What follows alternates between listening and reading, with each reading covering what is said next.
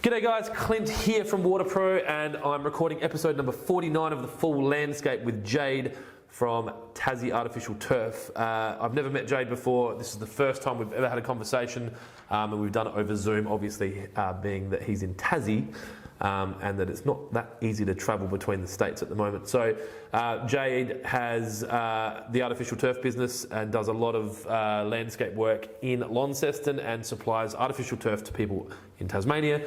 I think, well, you'll need to watch. He's got a bit of a few surprising things that you'll see about him personally and some things that he can do at the end of the podcast. If you're interested in getting in touch with him, we'll put his details in the description section. Other than that, sit back, relax, and enjoy.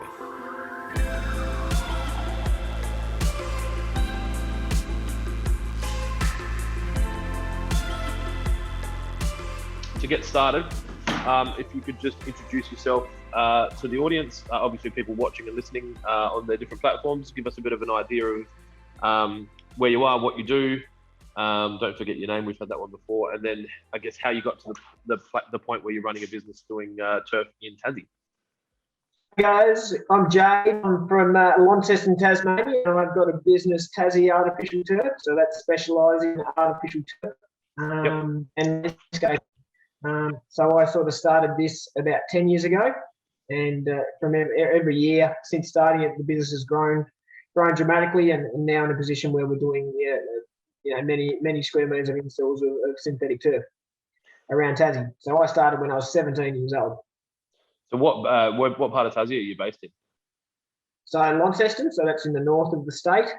We sort of work statewide. We've sort of got a couple of subcontractors who do a bit for us in those regions outside of our area. But yeah, so in the north.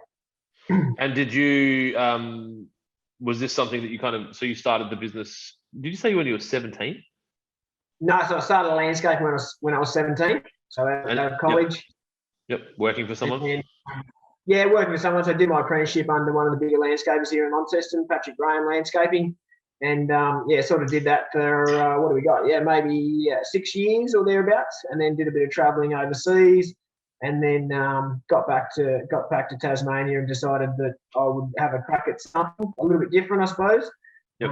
With a little bit of had a bit of experience with the synthetic turf back working for the landscaper, and back then in 2000 before 2010 we quite often had trouble sourcing products, and always a long wait time on getting the products to us so that we could do the job. So I saw a bit of an opening in the market to import products and have them here ready to go, and then hopefully supply other landscapers and do-it-yourself customers.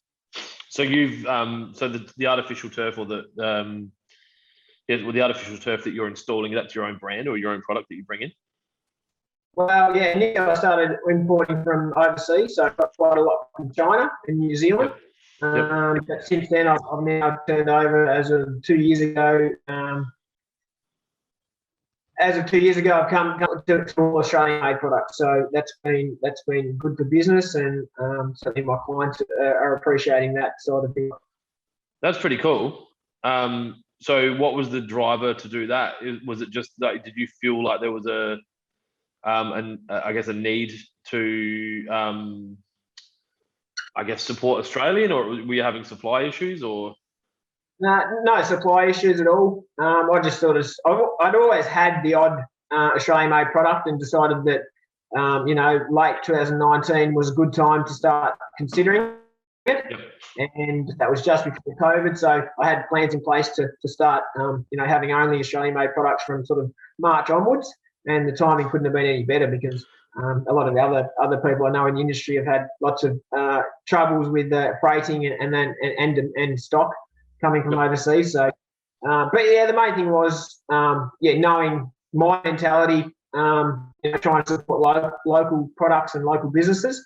I knew that this would be a good thing for my business, and it certainly has been. It's the growth I've had since switching over to purely Australian-made products has been huge, and I don't know, I feel better about myself as well. Is it being made in Tassie, or are you bringing it over from the mainland? No, in Melbourne. Yeah, so there's a factory in Melbourne which obviously make it, and then it's just shipped over. to Launceston, and that's where I sort of hold it, and then obviously give it to landscapers and do-it-yourself customers, and obviously a lot of my so I'm using that particular product as well. So Launceston, I've been to Launceston a while back. We went to Farm Boogle for a golf thing, I don't know, 3 or 4 years ago now.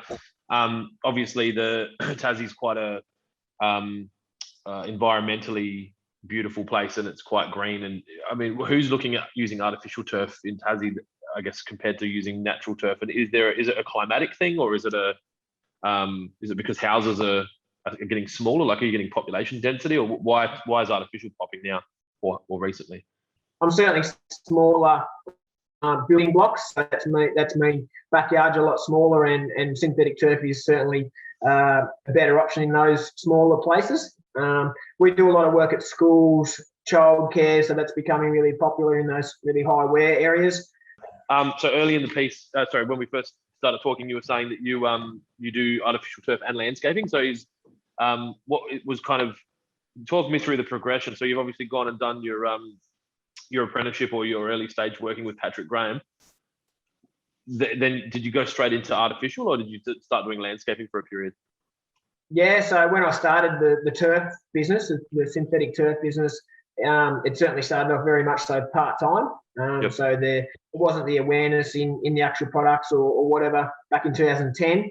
But as the years grew on, it became more of a full-time project. But yeah, certainly the first 3 or 4 years I was doing, let's say, 1 day a week of turf, and the other 4 were landscaping with Patrick still. So yeah, that's sort of how it worked. But then over the years, as you can imagine, things just picked up more. I marketed the products better. People were more aware of what they were, what the products could do and achieve in their backyards. But in saying that, yeah, I still landscape quite a lot, and that is my passion. The turf's something that just sort of came about in regards to an opportunity and a need to meet the market, and mainly for those other landscapes. That was the theory, to try and help others have the product. And I guess in the meantime, I've become quite good at doing the installation process, which is proved to be quite good financially, I suppose, to be good at a niche sort of market.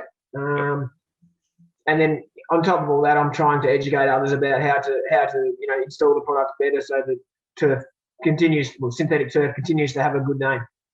Do you find that the landscapers that you're working with would rather just have you do a supply and install, and they'll just leave you a pad and then you just come in and install it? Is that, like, are you dealing on that kind of basis?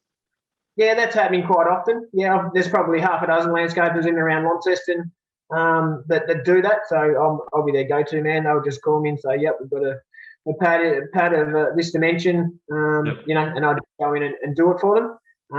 But yeah, quite often there's other landscapers that do tackle the project themselves, as long as it's not too big. But I try and educate. I try and set them up. I have like a monthly newsletter where I try and send out some advice on different installation techniques and that type of thing. But yeah, I'm all about helping others, and obviously in that process, I'm selling turf. So it's good for everybody. What's the I guess the last was let's go. Obviously, COVID-19's on the front of a lot of people's minds. I try to make these podcasts as evergreen as possible, but it's kind of hard to shy away from the fact that we've just had, the biggest interruption of most businesses in a long time. I guess I haven't been watching Tassie specifically, but I'm assuming you've been watching the rest of Australia.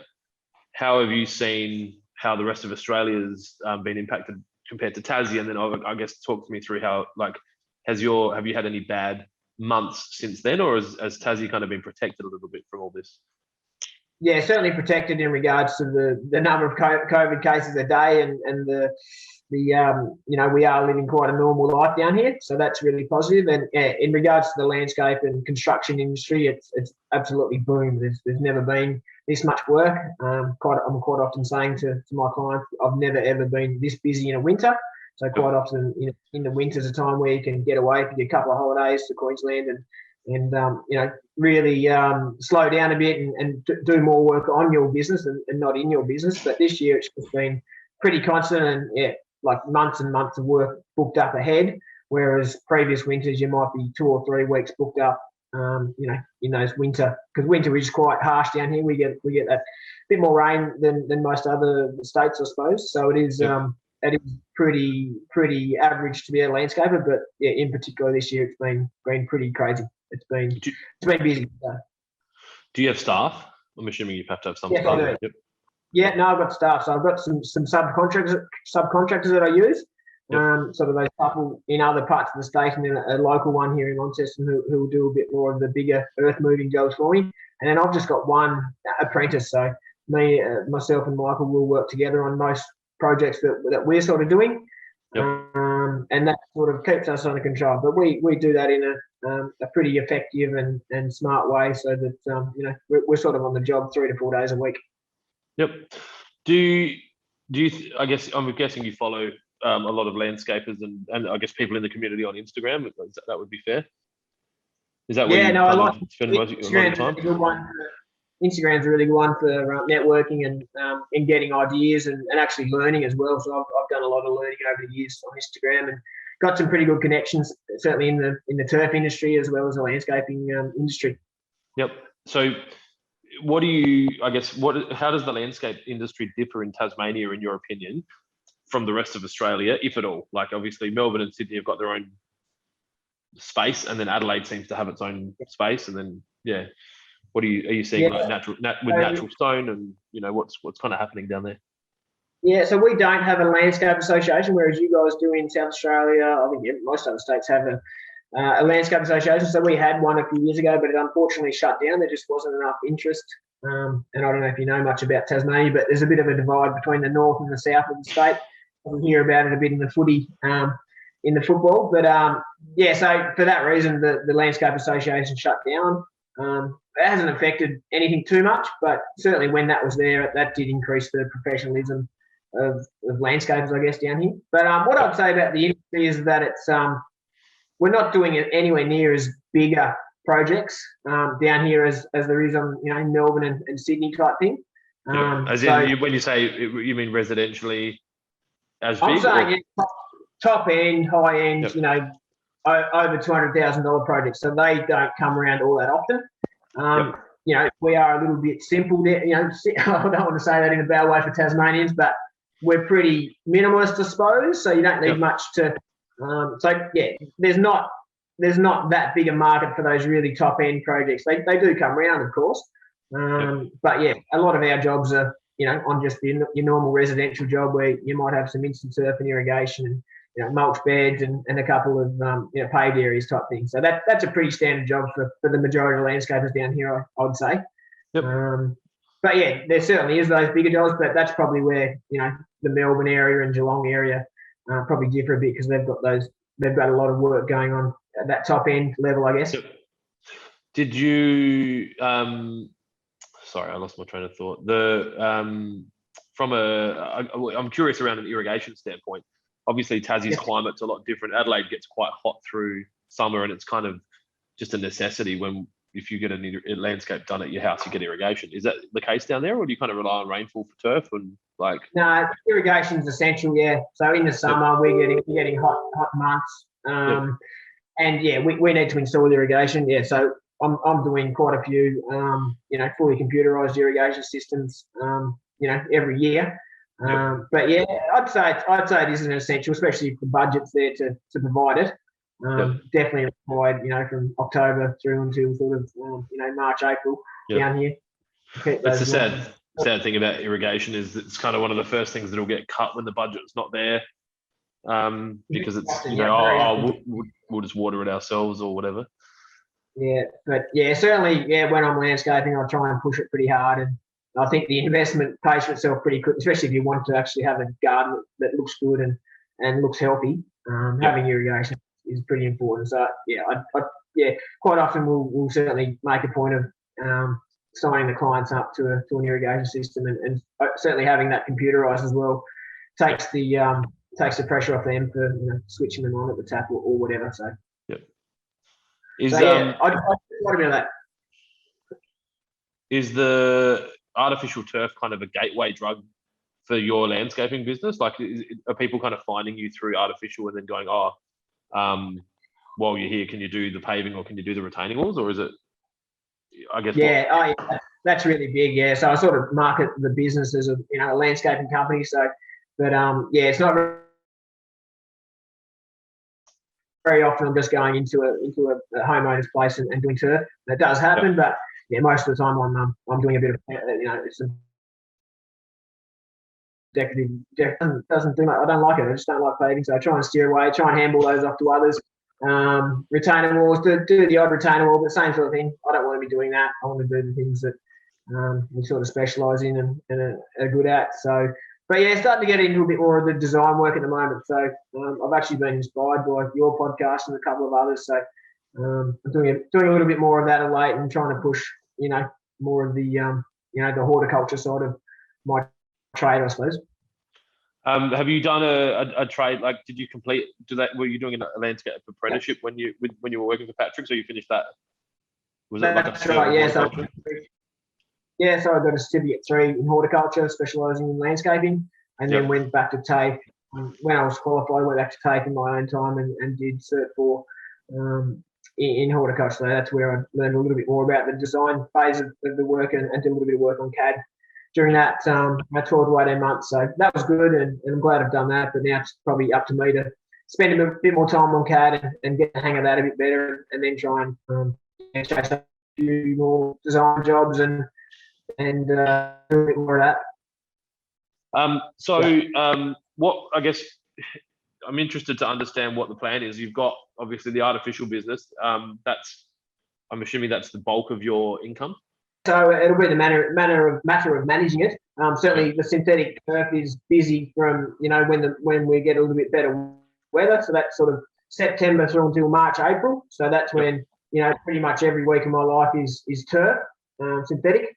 I've started a new business recently, which pushes both types of turf, so instant or natural turf and the synthetic turf. So I'm interested to see how that goes. And then on the side of that, I'll start doing the design work in the background, and I obviously continue to do landscaping as part of the turf projects and to clients who want me, who come to me, I suppose, rather than actually advertising or anything like that. So at the moment, I'm doing let's say 2 or 3 purely landscaping jobs a month.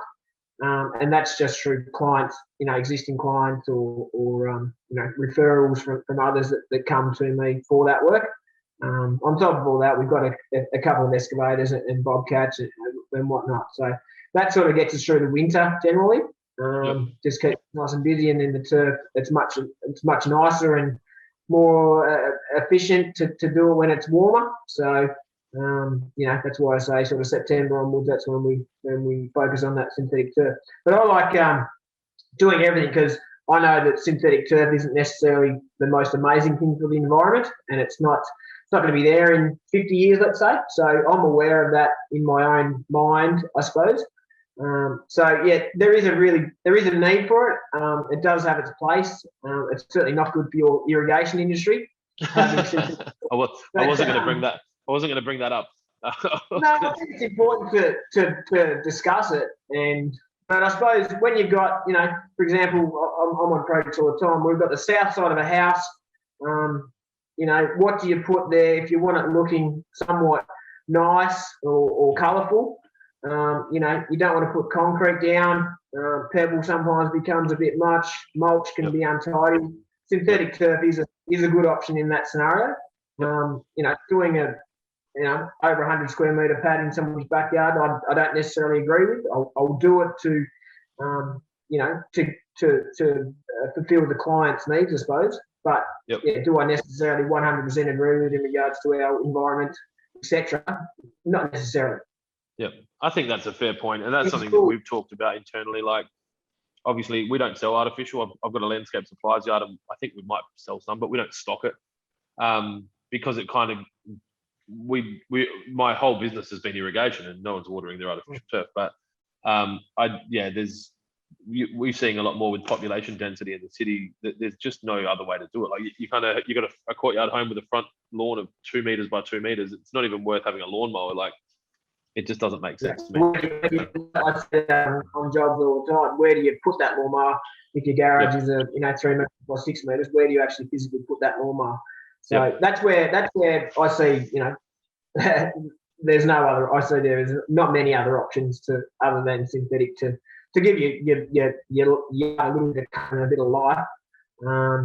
Yeah, that's where I generally use it, and definitely the schools and those really high wear areas. Quite often they have rubber softball in different places. I think it looks really good against that, and it does soften the air somewhat where you've got thousands of kids running over the same spot every day. Concrete's certainly not an option, and natural earth just won't last 5 minutes. So. Yep. You mentioned that you've done a lot of learning from podcasts.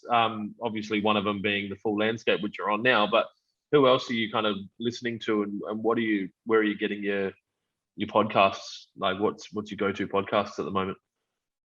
Yeah, I probably love podcasts. I probably got onto them about 18 months ago. Just started. Quite often, if I wake up at 4 a.m. and start thinking about stuff or whatever, rather than lying there getting up, I'll get a podcast going. But yeah, so I'm into yours. I've listened to quite a few of yours. There's another one in Victoria, The Front Garden. That's a really good one. And my man from Install Gardens, I'm just trying to think of his. He's in Victoria. He's in Geelong. I was actually on his podcast. So I know what it's called. I think it's called the Landscaping Podcast. So that's quite a popular one. He's only just started that one. I like those because, but yeah, I'll usually listen to like the self-help type, motivational type podcasts from the US. There's quite a few of those. It's amazing. You just type in any subject and you'll get 20 different results of podcasts. So. Yeah, it's pretty amazing that it's there now. I think there's no excuse for like the internet has just kind of leveled the playing field for so many, and you can kind of go learn about ultimately anything on YouTube or wherever else.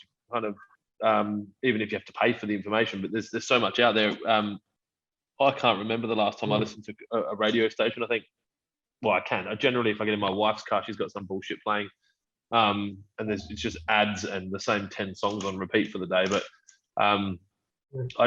if I'm in the car, I'm listening. I'm either listening to YouTube or listening to. I know listening to YouTube sounds funny, but yeah, listening to YouTube or listening to podcasts. And it's just, and then you kind of get to a point. I had my wife like, "How did you know that?" I'm like, "Listen to it in a podcast." And because I said this to the guys yesterday, like filling your mind with positive thoughts and new knowledge it gives you a better feeling than filling your mind with bullshit. And the news and the sitcoms and the radio, it's all bullshit. Like it's all just like what do you call it? Like the news especially. It's just everything that's going wrong. Whereas I think with the podcast, we have a conversation like this, and you're like, tell me about your biggest successes, and tell me about the jobs that you're doing, and tell me, and like it's all about trying to be better and grow your business and be more successful. And I think if the more people can talk like that, the better the world's going to get, I think. Yeah, no, I totally agree. I said to my apprentice the other day, I'm like, what are you interested in? Like, we're talking about a few of the subjects he's doing in TAFE, and I'm like, just get onto it, Google it, YouTube it, watch a video about a particular subject, and in 5 minutes you can learn quite a bit off a YouTube video. I'm following one on YouTube. So it's an Australian company up on the Sunshine Coast, Odyssey Landscape. So he's doing an episode a week, so a 20-minute episode a week. That's a good one to get onto. I've watched most of his episodes, and it's obviously relates completely to what I'm doing. And yeah, I'm actually doing some thinking about that. I'd love to include a video then for whether it's a week or 2 weeks, and try and come up with some content for that. I do a little bit on YouTube. I've made a couple of videos, but yeah, that's something that I'm really interested in. I think it's just that's pretty good, yeah. Especially if you're in that industry and you see how other guys are doing it, you definitely learn from that. And, I haven't done enough. I haven't been doing enough lately. Like I've got 1.5 videographers and a full-time graphic designer, and I guess I get so caught up in like running my business that I forget to film and actually post stuff. Like, if you hadn't reached out to me, I would have been, I'm just cruising along like la la la. And then a month later, I haven't done a podcast. And I think because podcasting's like a side thing for me, you kind of get caught up running your business, and then It's funny, if people really watch my stuff, when we're quiet, you'll see me disappear from social. Like my Instagram gets quiet, my YouTube gets quiet. As soon as we start being busy again, you'll see my channels. Like if you wanted to, like if our competitors wanted to know how busy I was, you just look at the content and you get a pretty good idea of what's going on. I think for you, if you wanted to start doing it, it's not that difficult to try and, I guess you can reach out to students. Like we've got one of the guys that works for us is still at uni.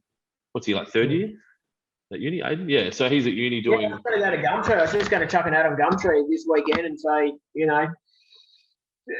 try and get somebody in for a day and just see how they go, see what they can do for me. Because I reckon that'd be cool. And I was telling my acupuncture lady the other day, like we're talking about how active I am and how crazy I go sometimes on jobs and exercise wise, and she's like, I nearly can't believe what you're doing, what you're telling me. But I'm like, I'm gonna get a video guy to come with me and he can film what I'm doing. And so I think it'd be cool, and I think it'd be good for others to see in the industry or whatever. Well, it's interesting, and like I guess Tasmania is so far off my radar. Like we obviously Adelaide's a market that I'm conscious of. Melbourne's a market that we kind of spend time in because of the Melbourne International Flower and Garden Show and the time that we'd spent over there in Melbourne. Have you got Melbourne and Queensland? What's that? Have you got shops in Melbourne? Not yet. No. No, we're likely to open in Melbourne. I'd say Melbourne. I don't know. Like, if COVID hadn't happened, we probably would have had other shops in other states in the next year. At the moment, we're just kind of, I don't know, in a holding pattern. Really, it feels like we're just sitting here. I had a Zoom or a cyber beer with a mate of mine last night, and we got talking about how I think a lot of businesses at the moment, if a business owner was going to have, especially in our market, if a business owner was going to have a weak point where they were like for sale for a low price, it was going to be in the last 50 days. So it would have been like, it could have been an opportunity for us to go kind of try and buy businesses in the last 50 days. But we're in the same boat. We had a shitty month, and we weren't going to go chasing opening businesses. But Melbourne is on our horizon. I've got a plan for Melbourne, but I think my team are more interested in going to Queensland before we go to Melbourne, just because the weather's nicer and people. I think my team, it'd be easier for me to find people to go live in Queensland and run it up, head it up for me. So, yeah. Do you go there much? Well, when I travel quite a bit. Haven't done for a little while because of the current situation, but I'm quite often going over to Melbourne to my suppliers and the contractors that I know there, and continue that networking, and the flower garden show and that type of thing. I'm always making my business to be there for that one. We were meant to go to the last one, so obviously the March last year. So not and we had 30 landscapers going to Melbourne with us. So I'd organised a trip with, like I said, 30 landscapers, and we had to cancel. We had 30 hotel rooms booked. It was all organised, and obviously well, I just kind of thought COVID would blow over. I was like, oh no, we should be all right. We'll just go.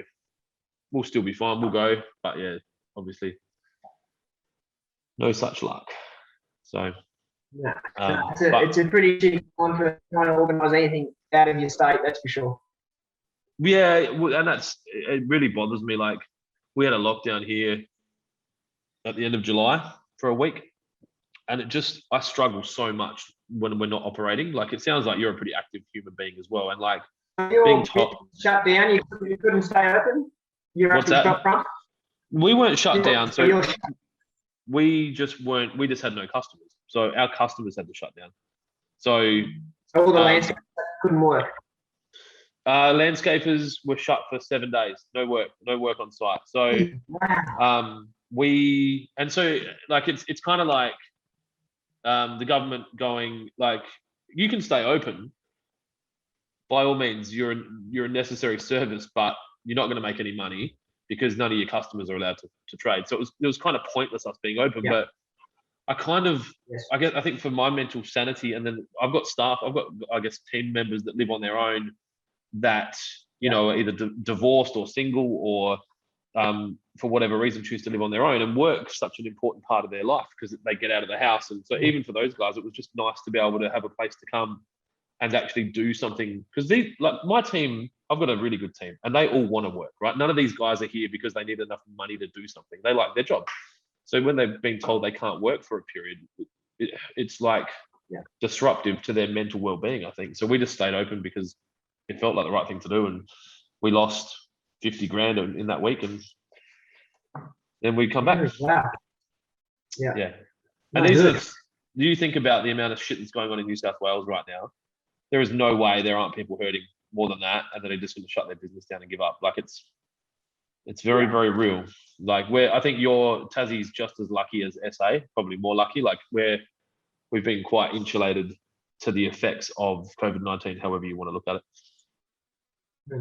Yeah, no, I totally agree. But you wait. If there was a chance of a case down the other day, and the government, they shut the whole state down on the back of a one in whatever 100,000 chance of a case.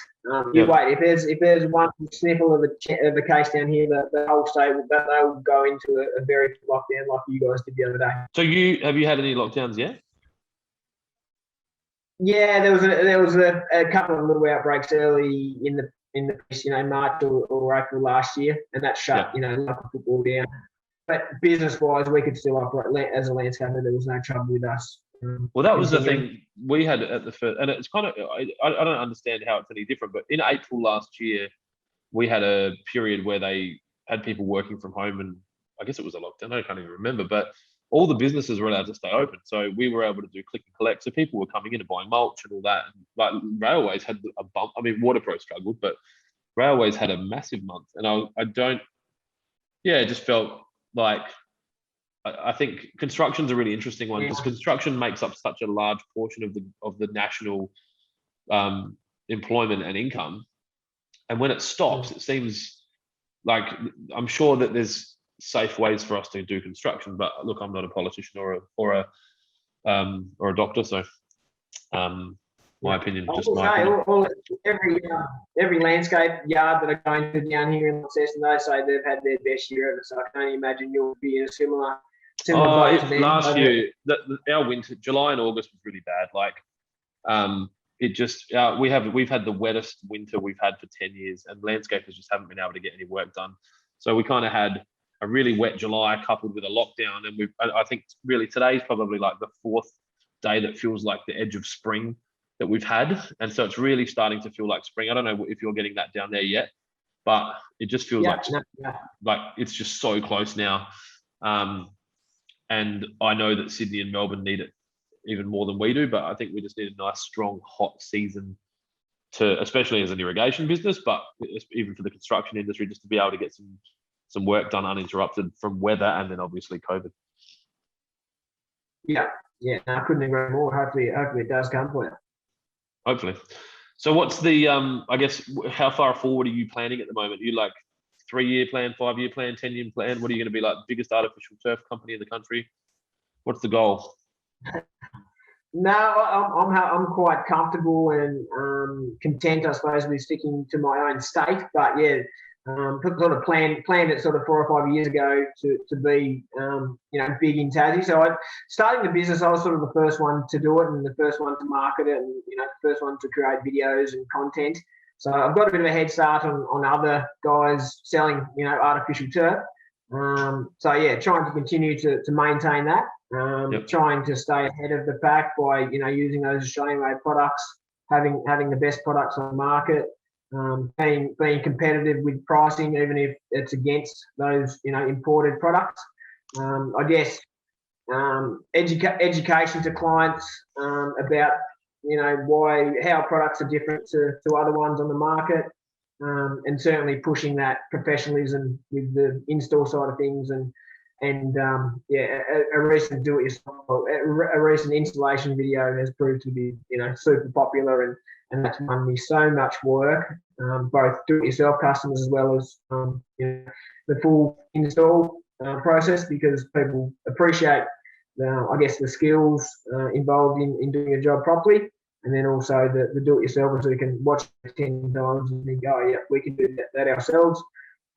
So yeah, that's been really popular. But yeah, continuing the 3 or 4 parts of my business to maintain, and but yeah, I guess the design part of my career is hopefully going to step up a little bit over the next 6 to 12 months, and hopefully, if we talk again in 12 months, I've done a few sets of plans and created a bit of income from that, and a bit of fulfillment and enjoyment from doing that, I suppose.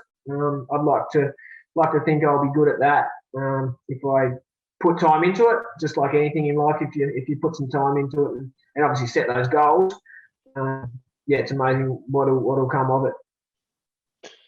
I guess I often ask people, like, if there's anything that you would change about, I guess, building a business, if you had the opportunity. And most of the time people say, oh no, everything has its, like, I've learned lessons from the stuff that's hurt me. And I guess, is there anything that you would change about what you've done in business so far that might be of benefit to other people listening that are about to start?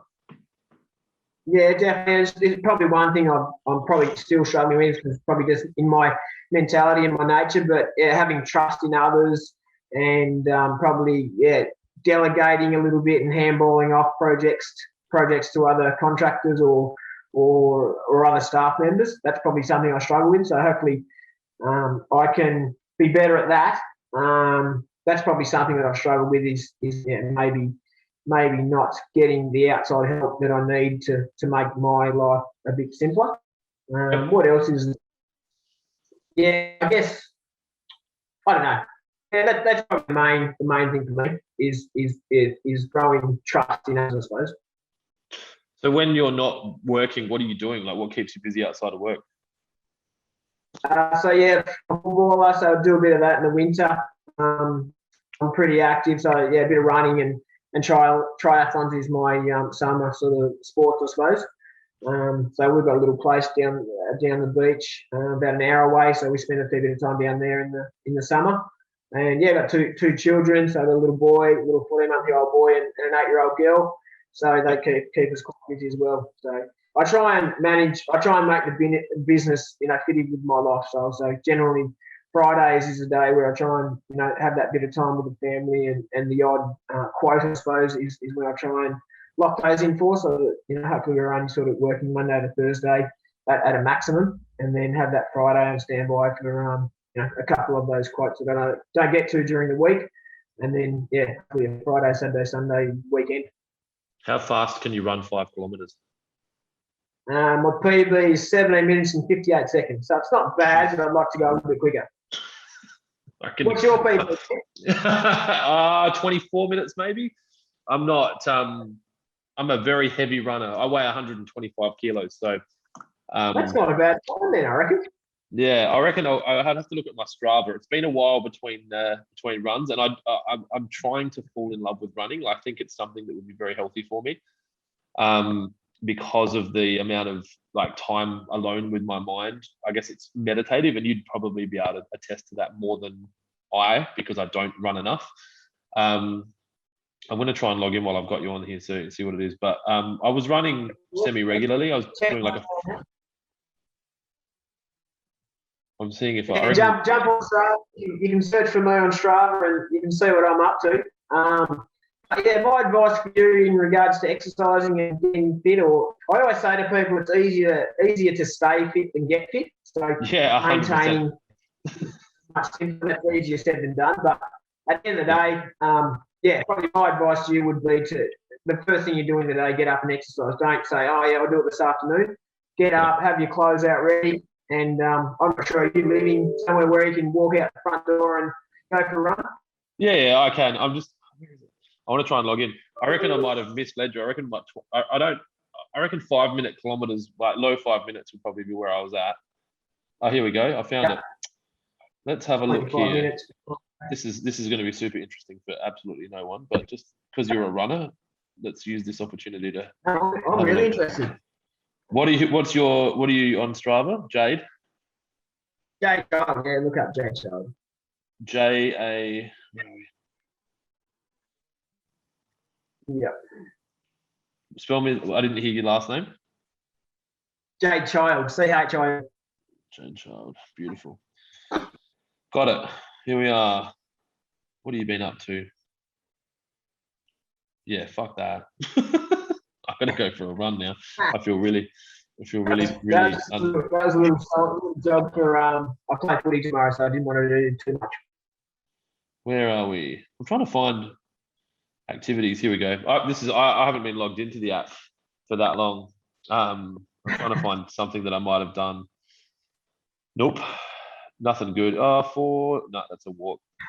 Anyway, I reckon I've done. I've got a little loop near my house. It's 4.12 k's, which is kind of like a good run. You know, it's meant to be a 20-minute run, 22-minute run or something. But I just haven't done it for a long time. What was that? 4Ks at 6:30 a k.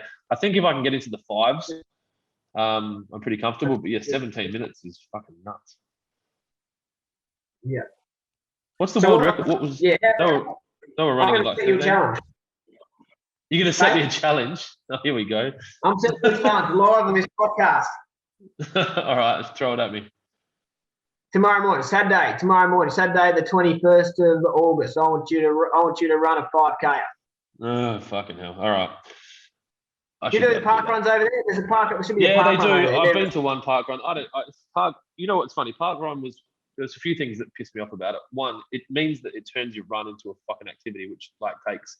So if I want to go for a run, I can go for a run and it's 25 minutes and I'm back. Park run, you got to go play a place, stand there, wait for the start, do the run, stand around afterwards, talk to people who I don't want to talk to, and then you're done.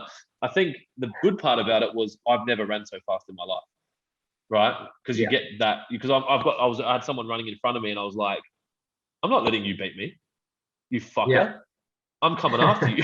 And they didn't know that I was trying to destroy them. In my head, I'm like, I'm coming after you. So I found that it was good. I just found that there was too much rigmarole around. It became like, I'm really busy. I don't need to pad my morning out with stand around and drink coffee with a bunch of people I don't know and then go for a run together. So I did recently. It's really funny that we're talking about this. I had a look.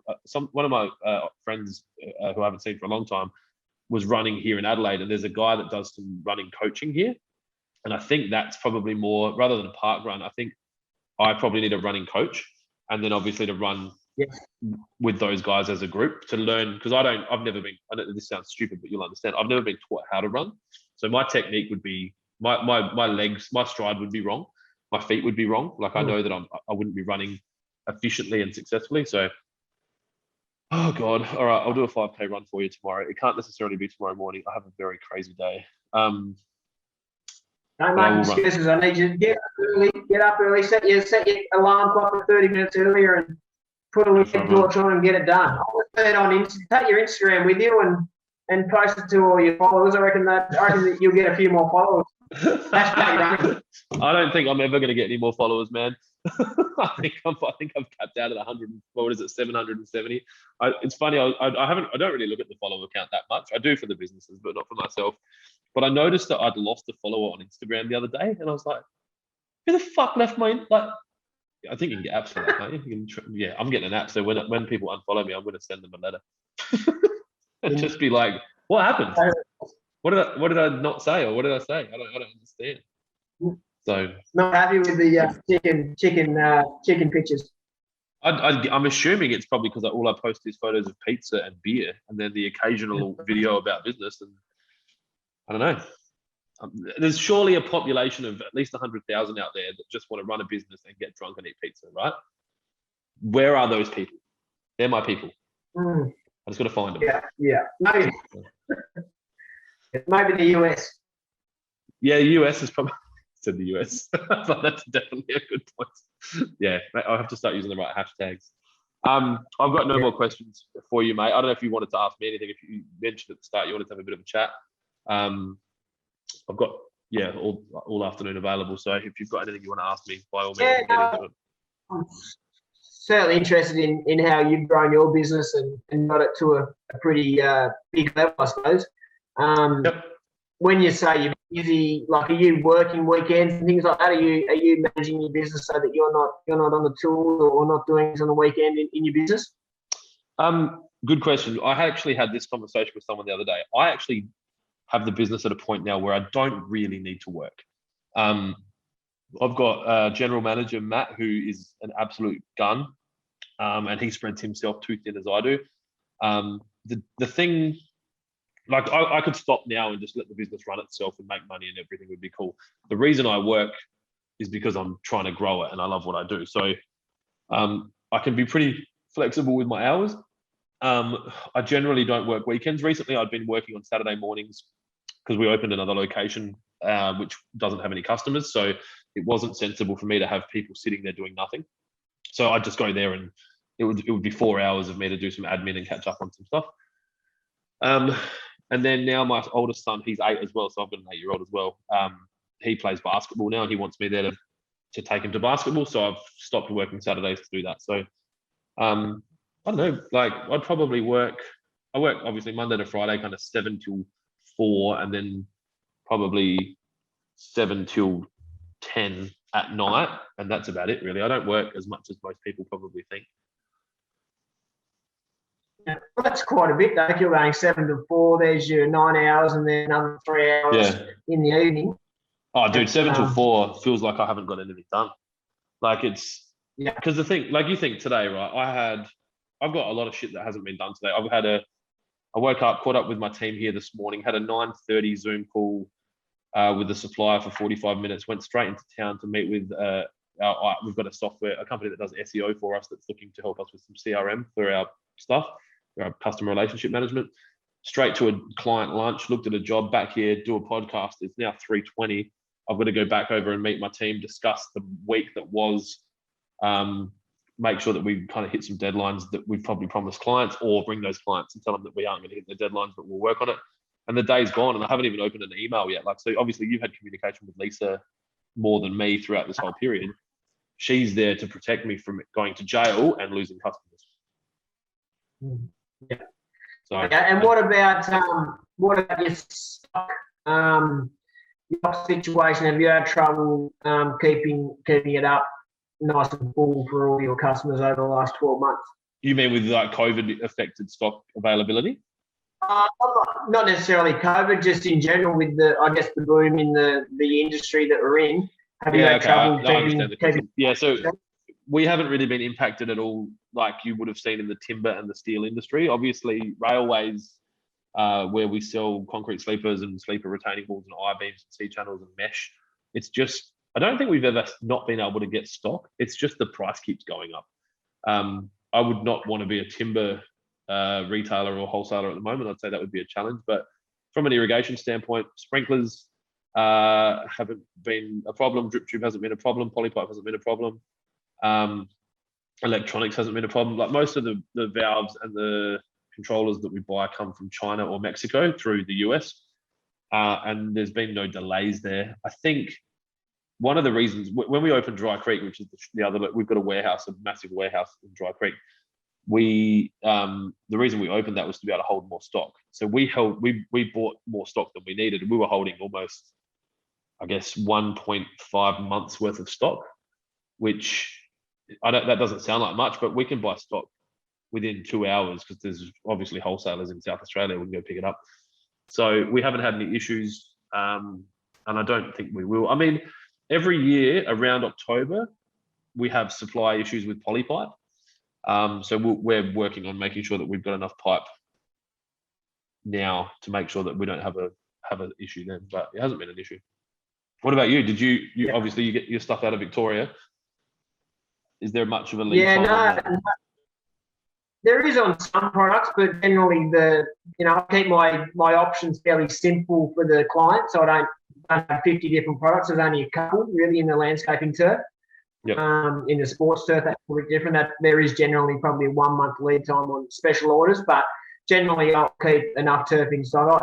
That's probably the challenging part of a sales-based business is that you need to forward. It's a bit of guesswork sometimes, knowing how busy the months are going to be, and you just got to bite the bullet. And haven't been caught out yet. I've got down pretty low on stock, and then had obviously more turf coming in, for example. But I actually enjoy that part, but I like the spreadsheet type setup where you can actually forecast what's going to happen. And for example, I've just ordered 25 rolls of turf in one order, which is probably my biggest shipment in one hit. So normally there's sort of five rolls of each, so which might be a 10-roll order. Today I've just locked a 25-roll order. So that will get until Christmas. Do they come over individually, or do they put them in a container, or how does that come over? In a container, yeah. That'll be in a container, and then I'll pick it up from the depot. I'm guessing that they put it on. How long does it take? Like that's on a boat. Do they have a small cargo ship, or how are they moving containers between Victoria and Tassie? Yeah, so Toll Tasmania, it's a great big ship, and that obviously brings in hundreds of containers a week or whatever. But yeah, generally I allow 2 weeks, but normally on those big orders they'll get over here within a couple of days, so it's pretty impressive at the moment. They've got a good stuff. I mean, it makes sense. You've got an island, a big island, attached to a smaller island that's still a big island. That you'd have freight moving back and forth. We do a bit of importing. We do a very small amount of importing from Malaysia, and the container, like the availability of containers and freight's just been really, really bad. Like that's one thing. In answer to your previous question, we have had a bit of trouble, not necessarily getting stock, but just the cost of shipping it in has gone up so much. I actually watched a good video on YouTube about the supply and demand of things or objects, I suppose, and it's all to do with the shipping. It's nothing to do with a factory not being able to produce enough. Yep. It's all to do with this shipping problem. So I feel we're there. I've got one more irrigation question for you. Yep. Over the years, doing just my general irrigation, I'd use a 1-inch solenoid valve. Yep. What brand would you recommend as being the very best for a domestic project? Oh gosh. Look, there's this. I'll give you the politician's answer, which is a shitty answer. So we stock Rainbird and Hunter and Rickdell valves, right? So they're the 3 brands. Oh, and we don't have Orbit valves, but they're the 3 like market leading brands that have been around. So when I say Toro, that's Rickdell, which you'll probably be familiar with, the grey valve with the 8 screws and the red cables. Yes. Now, early days, that's all I knew. So Rickdell was the business, 5-year warranty, just bulletproof valve. Nothing ever went wrong with them. That was South Australia owned that market. Then Hunter had an SRV, which became a PGV, which 4-screw valve, black valve. That's been a great valve as well. The warranty's not as long, but it doesn't really need it. Now we probably sell more Rainbird DVFs than anything else. And that would purely be because of actually, that's not true. We sell a lot of Hunter and we just sell a little bit more Rainbird. And it would be because of our relationship with Rainbird. We've just got a select dealership. So we're the select dealer for Rainbird in South Australia. So we've got priority relationship with them. We get access to things early. There's a lot of other advantages. And that's got a 5-year warranty as well, but it's also got a reverse flow. So if that valve fails, it'll fail closed rather than failing open. Some people prefer it to fail open so they know that it's failed. But yeah, I'd say my house has Rainbird DVS. That would probably be the safest answer. But they're all very high quality professional valves. And if you're going to buy, and like for anyone that's watching this, obviously, if you can't buy from Waterpro, if you can try and buy from an independently owned irrigation business that stocks professional products, you're going to get. If the accepted levels here, everything that's sold in professional shops is up here, so you're going to be fine. You're not buying shit. So what about you? What's your go-to? What's a strong irrigation brand over there? Who's winning that market? Yeah, Rainbird. Rainbird's pretty big. Most computers I install will be a Rainbird. Hunter's quite popular. I rate those as a pretty good product, but generally, my local irrigation shop, I'm buying mostly Rainbird in computers and solenoid. And last question, just because you've got a landscaping yard, I wonder if some of the viewers or listeners want to jump onto my Instagram page and check out my work on the Bobcat. I'm just wondering, next time I come to Adelaide, do you want me to run a little Bobcat stunt workshop when I'm over there? Yeah, definitely. I don't even know if are we allowed to do that? Where can you do that? Private property. I'll do it at your place. Should be right, won't it? We need to get a bobcat, but that shouldn't be hard. Yeah, definitely. I'm keen. So what are we going to do? Can't we? We'll just hire one from Kennards. They expect you to drive it like you stole it, don't they? Well, you're paying insurance. No, so I do a few little tricks on them. So I went to the US November 2019, went over there for a synthetic turf conference. And on the way back, going to Phoenix, and there's a guy who I met on Instagram, the Black Sheep Skid. He's in Phoenix. He taught me how to do stunts on the bobcat. I was always interested in it also. We're doing balancing tricks and spins and that type of thing. So I've got a couple of videos and pictures on my Instagram you can check out, and definitely give Black Sheep Skid a follow. He does some crazy stuff. He's been on some pretty decent TV in the US. So let me know. I do plan a trip to Adelaide in the near future because we can now get there directly.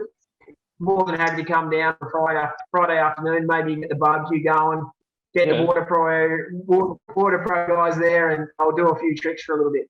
That'd be sick. Whenever you can do it, I'd rather do this face to face. I hate doing this shit over Zoom. So, as soon as you've got, as soon as you can, let me know. I don't know if we're letting anyone in, but I'm sure Tasmanians let Tasmanians in because they're also clean. No one's got COVID in Tasmania. So. Yeah. All right, man. Well, thank you so much. I look forward to seeing you on Strava tomorrow morning with your 5K, and you'll get a thumbs up. Massive big thumbs up from me. I can't believe I have to run 5K tomorrow now. Write it down and get it done. Thank you so much for your time. I appreciate it. I wish this was a bit less scratchy. I hope that the audience are able to get something out of it. If anyone is looking to get in touch with you, I'm guessing Instagram is one of the great ways to do so. We'll link up your website at the bottom of the post as well, or in the, you know what I mean, in the copy of the body of the. Fuck, what am I trying to say? We'll put your details on the video. We'll sort it out, man. And if you ever need anything, and I'm not talking if you ever need to buy anything, but if you ever need anything that I can help with, don't hesitate to hit me up, man. Like if you need an introduction to someone or just help with anything. More than happy to help you out. So. Yeah, I really appreciate it, mate. And thanks for your time. And like I said, it's cool seeing cool seeing different stories about just the average Joe Blows, I suppose, in the industry, and learning a bit more about them and their journey. And I'll certainly keep following your business and what are you going for? You're going for $100 million. Yep, 100 million turnover. Where are you at now? What's the number? We're about. We did of course. I don't care. I'll fucking put my profit and loss on the internet. It blows me away at how many people are scared to share that information. But we did 11 million last financial year. We haven't had a good start to this year. So 100. 100. I guess I can see the path to 100 now. Really clearly. It's now just about doing it. Like this last couple of months has given me a good insight around the perfect size irrigation shop from a turnover standpoint, and how there's South Australia, like having a mega warehouse in South Australia for irrigation is probably a little bit too big, and just having satellite irrigation shops that kind of turn over $2 or $3 million every half an hour from a drive distance makes a lot of sense to me. So is that your plan though? Is it just to grow that? Is it a different industry where you're going to get that revenue from, or is it in that same irrigation space?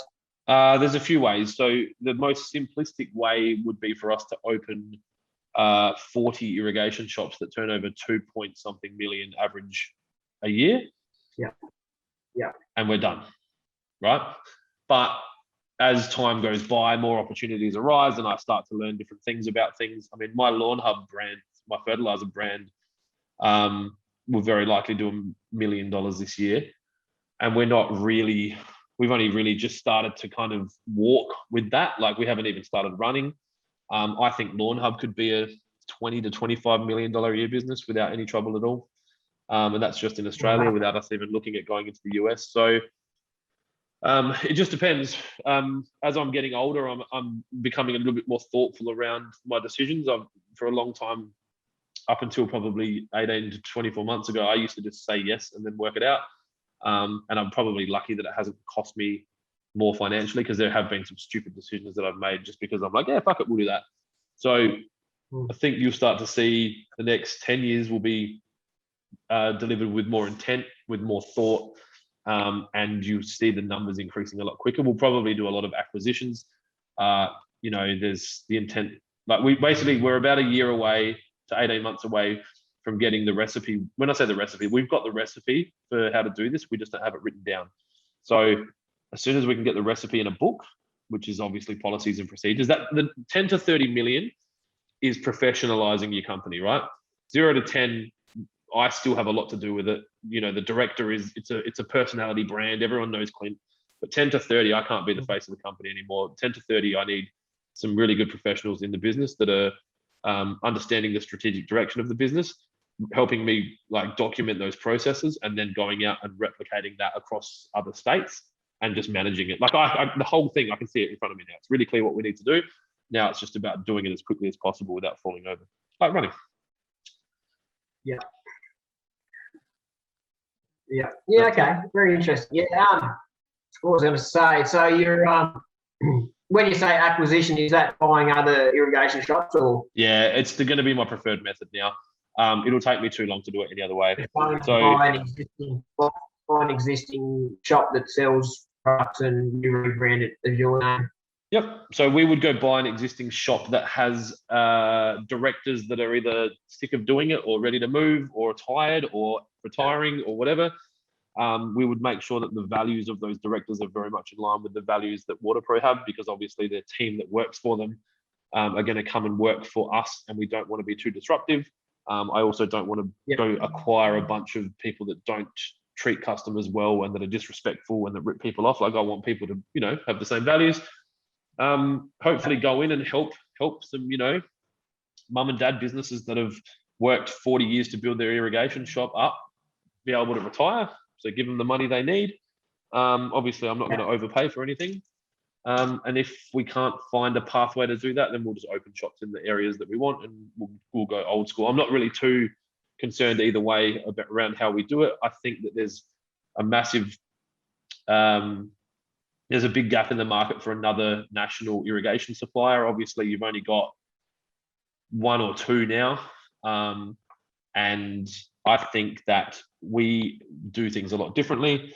It resonates very well with the high-end residential landscapers, and that will be a popular and appealing way to do business in most states. But I don't want to be disrespectful either. I want to go into those states and be respectful and learn the market and support the locals and buy and retain the employment of all the people that worked in the business before, and just listen a lot. So yeah. Yeah. Okay. Yeah, that's really interesting. So you're what else was there? One more thing. I have one more question I wanted to quiz you on. What was it? What do we have? Can't remember, mate. Can't remember. That's right. Oh, are you making money off YouTube? That was the question I had. Yes, I make $200 a month, I think. So how do you get that money from YouTube for advertising? Is it or? I think it sits there. I've never worried about it. It hasn't been the driving force for us doing it. Where are we? Waterpro. So Waterpro's got 2,500 followers on YouTube, 2,620. And we are subscribers. Sorry, subscribers. Yep, sorry, I'm using the wrong terminology. Yeah.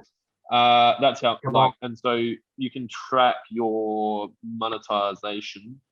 The monetization of the channel for me is not about making money. The reason I want to monetize my channels is because I believe that YouTube will push my videos in front of more people if they're making ad revenue from them. It's not about me making ad revenue. Yeah. YouTube are obviously making a gap between it. There you go. Yeah. See that? That's the last 28 days. Nothing's coming up. Must be. Here we go. Oh, wrong camera. Where's 28 camera? Yeah. Yeah, no, now you got it now. So last 28 days, so $200. So you don't know how that came in. It's just through. It's ad revenue. But There's ad split. yeah, the it's big all ad video, revenue. whatever. What do we got? So the majority of our videos that are successful are utility videos. So how to reset this, how to troubleshoot this, how to fix this, how to adjust the Right. sprinkler. So that's been the success of the channel. I think that people kind of go there to watch. Yeah, so the top video in the last 28 days, how to adjust a Rainbird R-van. So, and then the next top video, how to reset an X-Core controller. So that's where the most of it comes from. The revenue. What about your clean one? Your clean. What's that? Channel. Oh man, no one Clean watches. channel. No one watches my Clint channel. There's no money in that one yet. No, there's not. Like, as I said to you last night, last night I had beers with a mate of mine who has a very successful business. I think he's got 70 staff now. They do really good numbers, and he's been doing social media for a very long time. He has social media staff, and I said to him, I'm putting out some really good shit here, man. And I said, and no one's watching it. And he's like, I know, me too, man. Like, it's just, if you went and watched, you know, my In the Cars with Clint and just applied it to any business, you would make a lot of money. But yeah, there's some good advice there. Yep. Yeah, YouTube's just a crowded space, and I've got 148 subscribers. So you can't make money on YouTube till you've had 1,000 subscribers and 4,000 hours of watched content. Once you've got that, you so last night I posted on Lawn Hub's Facebook because we were at 991 subscribers and said, hey, I need your help. And Lawn Hub went to 1,080. So Lawn Hub's now 1,000 hours worth of watch time away from. Yeah, so we've only had 200 hours of watch time on that channel in the last 28 days. So it's a baby channel. But same deal, Lawn Hub, we're putting out some good content, I think. But YouTube's a bitch it's hard, man. Like, you got to work really hard, or have someone with a really big channel happily share your channel. And then as long as the content's good, because ultimately the content is that's where it's going to win or lose. Put out some good content, get someone really big to share it, and the rest will take care of itself. Or you pay. Right. Okay. But I don't know. Like, there's definitely some pretty famous people that I could podcast, and I just haven't got around to it. Like, I just got to message them and organize it. And, you know, I've bumped into some people and we've talked about it, and it just we haven't got around to it. And, it doesn't bother me enough. Right. So, I'll just keep chipping away at it. Like, it's growing organically. At some point, I'm assuming I'll pop somewhere and people will watch it, and hopefully, you know, more people will watch it, and it'll help us. Like, yeah, I enjoy doing it. Like, I love the fact that I can sit here in Adelaide and have a conversation with someone I've never met before, understand about their business, post it onto YouTube. Other people can watch it. Hopefully it helps you, and you win a job from it because someone watched the video and they're like, oh, I was going to get some turf, and I Googled artificial turf Tasmania. I found this podcast.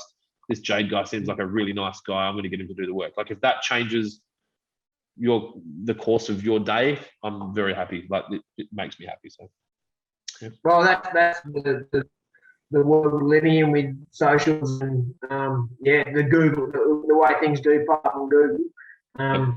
People find out a lot about you or your business pretty quickly. Yeah. I think if you start a YouTube channel to make money, it's a dangerous game. Like, you obviously can do it, and my son wants to be a YouTuber, and I don't think he really understands what that means, but he does want to be, or? He does want to be a YouTuber. He's 8, so he wants to drive a green Lamborghini and just play video games for the rest of his life. So, and I'm not giving him the money, so he's gonna have to work out a way to get it himself. So, but yeah, I think you could probably force your way into YouTube if you really wanted to. Like, there's a guy called Mr. Beast who worked it out. He makes a lot of money and he gives a lot of it away. We could probably hack YouTube more. I'm trying to grow a company to 100 million. I'm trying to run 3 companies at the same time. I'm trying to be We can't do it all. Well, I just need more. I need more uninterrupted time, and I just don't have it. Like, last night, my wife went out for 2 hours with Jack, and I was all the other 2 were asleep, and I had 2 hours of uninterrupted time, and I was like, far out. Like, what am I going to research NFT projects to buy? Am I going to do some Google ads? Am I going to go through our website? I ended up sending that mate of mine a text and just said, hey, do you want to have a beer? Because I sent him and I drink craft beer, and we'd been trying to have a Zoom beer for 2 or 3 weeks, and he's busy as I am. He's in Queensland, so he had a few lockdown problems, and he's been traveling. He was in the US for some work as well recently, and he just said, yeah, fuck it, let's do it. So I drank 3 beers and talked to him for 2.5 hours, and we solved the world's problems, and I went to sleep. So that's, I don't get a lot of time to do that, so it was nice to be able to do that. So yeah. But you go from the you were pros or port there? I'm not either. I don't care. Like again, I talked about this morning in the car with Clint. Like, I don't have a football team, and that doesn't bother me. And I think that I grew up in a household with where my parents got divorced when I was 2. So, and my dad doesn't. My dad goes for Port, but doesn't really like. He didn't really go for Port. Well, they didn't exist when I was young. So, I did. Do you like it, or say that again. do you like football, or you're not really into it? Do I like it? I don't care. I go to football games and I don't watch them. So I take clients. The way people describe people from South Australia is that they're all mad about AFL. They're just mad. They go and watch it. They love it. But you're not one of them. I don't care. Like, but I don't care about a lot of shit. Like, I don't care about the Olympics. I don't care about like soccer. I don't care about football. I don't care about, like, I've never seen an episode of Star Wars. I've never watched Breaking Bad. Like, I just don't. I want to run my business, build my empire, spend some time with my kids and my wife, get drunk once in a while with my mates, win the whole fucking game, and then die. Yeah. How old are you then? 30. I'm 39 on October the 4th. Okay. Yeah, right. So, I'll show you one thing before I go. yep. You're basically, your face hasn't moved from the screen for about 10 minutes. You've just been frozen. So I can't see if you're showing me anything, but be persistent. Hold it up. How's that? I haven't, nothing's changed. Oh, there we go. Now I've got it. Guinness World Records. Can you read it or not? I can't. I've lost you now. What does it say? So I got a Guinness World Record a few years ago. I batted in the cricket net, so another thing that probably hates is cricket. Batted in the cricket net for 25 hours. Hang on. Have you turned your camera off? Yeah, I'm just trying to fix it. Yeah. You got a world record for batting in the cricket nets? Jared will like this. Yeah, batted in the cricket nets for 25 hours. Faced 15,701 cricket balls. 15,000 balls. How were the balls? Were the balls being bowled by a human? Were they being bowled by a human? We had a few hours where they were humans, but they had 2 bowling machines set up as well. 2 bowling machines. Fuck that. What's the rules with something like that? Do you stop to piss, or you just piss your pants and keep going, or? I didn't piss my pants, but it was. What was it? Yeah, so every hour you completed, you're allowed 5 minutes off. So I'd go for 4 hours, then have a 20-minute break and have a massage and all that sort of stuff. So that was in 2012. You sound like a very focused and driven human being. I think that you apply that kind of attitude towards your business, and you're going to be a very, very successful man. Yeah. At the end of the day, I feel confident. It wouldn't matter what industry I was in or what I was doing. I would, I'd like to think I'd do okay, whatever. But yeah, it's all about your attitude and being passionate about whatever you are doing. I didn't catch that last bit, but yeah, I think you said it's all about your attitude, ultimately. And being passionate about whatever you are doing. Yeah, Christian from Premium Pumps loves being passionate. I don't know if you've watched his, all he talked about was passion. He loves it. I'll let you go. I've lost your video, and it's a bit scratchy. I thank you so much.